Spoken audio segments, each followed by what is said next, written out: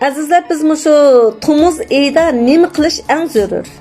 Hozirgi kunning issig'ida hamma qarindoshlar taqqa chiqishni, daryoga berishni, cho'mlab muzdak bo'lishni, shamol turg'ish bilan rohatlanishni tanlayotdi. Amaliyotda azizlar, quyosh nuri qancha isib, zamin isigan sari yer ostidagi suv shuncha muzdak bo'lib ketadi. Yozning kuni yer osti sovuq ketadi deganni hammamiz bilamiz. Shundaqla kun isigan sari bizning badanimizmi muzdak talab badallarimiz paq chiqib ketadi. Endi biz bu vaqtında qanday qilishimiz kerak?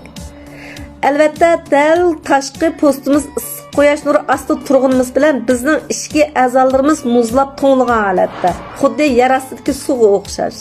Endi biz bu mezgilda chuqum ularga rohatlik berishimiz kerak.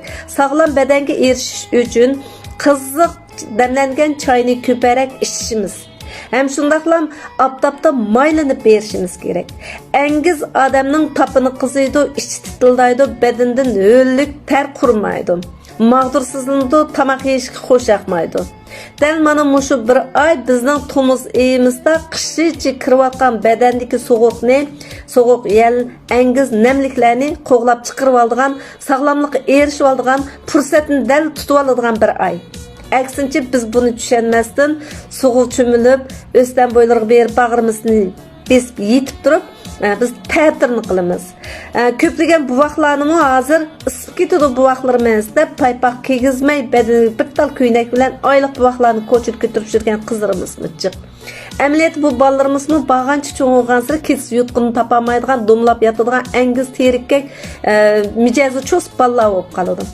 Adam bedende öllük köpeyip ketkenlikten, engizden nurgun kesellikler kelip çıkıdı. Dal Tomuz ayı bizden bir qitim bedenimizin tazalavalga en güzel bir fırsat. Şunlaşqa hazır qımış qızıvatqa vaqtında amal ba putqullarımızını maylap aptap qısilip, qızlıq demlengen çayını güpüldütüp içip, içki azalarımızını hoş qılıp, beden sağlamlığı erişidigan en yaxşı fırsatımız. Qandaq sözüm to'g'ri ko'rsiniz, ko'plab taqib qo'yishingizni umid qilaman. Sog'lomlik hammamizga yor bo'lsin. 抖音